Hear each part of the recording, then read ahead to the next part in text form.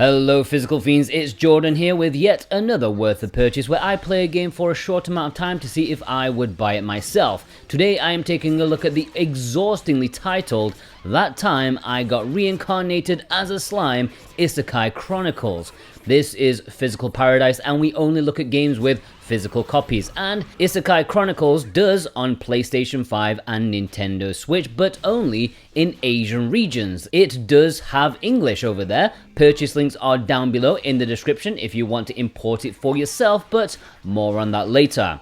What is That Time I Got Reincarnated as a Slime ISEKAI Chronicles? It is a game based off a light novel series that spawned into a multimedia franchise. You know how it goes in Japan. This is not the first game based off it, but I think it is the first that's on consoles and isn't free to play. This is from Bandai, who seem to own every anime franchise ever. When you boot up the game, it gives you a quick once-over with the lore of this world.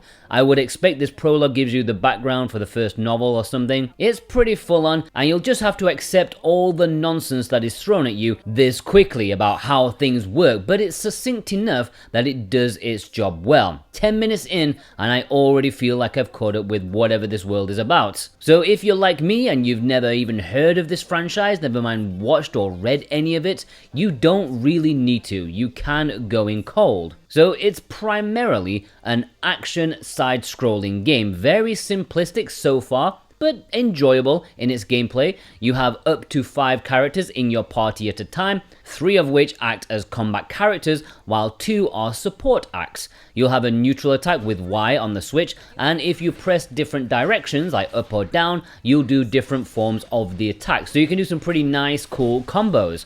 Of course, you also have to be careful about dodging enemy attacks and potentially doing a perfect counter by attacking just after you dodge. As always with this type of gameplay, I kinda suck at it. Probably because every game has different timings and I'm getting old, but this is necessary to break down the shields of some of the more tougher enemies, especially the bosses. If you press X on the Switch, you can do a magic attack. You'll get more of these as you progress in the game, and again, pressing up, down or sideways, you can have different attacks mapped to them. And finally, there's each character's special attack which can be used with the ZR button.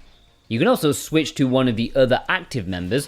The transition isn't as smooth as I would have liked, or as noticeable as it should be, because with all the crap going on the screen, it would be nice to have some sort of visual cue for when things have changed, because there is a purposeful delay to it. It's not instantaneous. The combat overall, it's serviceable, which I think is what we all expect when we see a Bandai anime game. It's enough to carry the plot from A to B. And there's lots of story, lots of cutscenes that go on quite a while. I wish the transitions were smoother and had more pace about it. Like, you'll see the characters move on the map, and then there's a pause, and then the live 2D faces pop in. You can skip all of this if you want, but you'll be skipping like the big purpose of the game, the anime. You're playing an anime game for the anime. You go out from your hub world to various dungeons and complete the main quest or side quest, and I think this should be a meaty enough game by the end, but I'm just guessing. One of the bigger aspects I was looking forward to was the town building. That gets my juices flowing good when it's handled in an interesting way. Unfortunately, like most modern games, ISEKAI Chronicles has all the invention of a sedated slug, at least so far, because you build buildings and they just increase your stats. Boring! Yeah, I hate to say it, but it's not Azure Dreams or Suikoden or Dark Cloud or Skies of Arcadia. All of those were simple too, but at least they put some effort into it. It's actually a big disappointment for me. Obviously this may change and develop as the game goes on, but it didn't fill me with hope. The production value is pretty decent, there are some nice animated scenes, the voice acting is great, and the live 2D is at least a step up from the modern way of just having character sprites pop in and out. I still mourn the death of JRPG characters standing around and gesticulating. What's wrong with that? The music is good and the battle effects are nice as well. As I said in the intro, if you want the physical version, you'll need to import it from Asia or Japan with the link in the description. That's for both PlayStation 5 and Nintendo Switch. There is no Western physical release, at least not that's been announced, which is always a bummer, but at least both the Japanese and Southeast Asian versions have English on the cartridge. The only one that seemingly doesn't have English is the Hong Kong version. Don't buy that one, I won't link it anyways.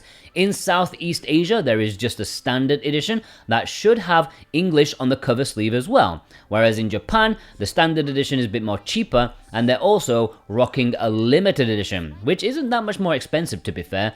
In this limited edition, you will be netted some DLC codes for more subquests. You also get an original novel, which is probably all in Japanese. You also get a picture drama Blu-ray, not sure what that's all about, and you'll also get an art book and acrylic stand. If you want to purchase any version, then check the links down below. That massively helps support me in what I do. Plus, with Play Asia, I can support you too. Until the end of August, you can get 5% off with the discount code Jordan24. Overall, the anime license is what is making the price of this game look too high. Without it, there's no way they'd be asking for the current digital price. It's a simple but fun game that fans of the series will probably enjoy. As a casual player, going into the franchise for the first time, I have enjoyed my first couple of hours with it so far, but I'm not sure I would be massively happy to give Bandai the full big bucks for it. If it was like $20 on the eShop, I think that would have been perfectly reasonable. Of course, with the physical version, you can buy it and then sell it later on once you've had your fill to recuperate costs, so that's all on you on how you are as a gamer and collector, I don't know. I think it's a solid title that will give you some simple, enjoyable action, but maybe a bit too expensive for what it actually is.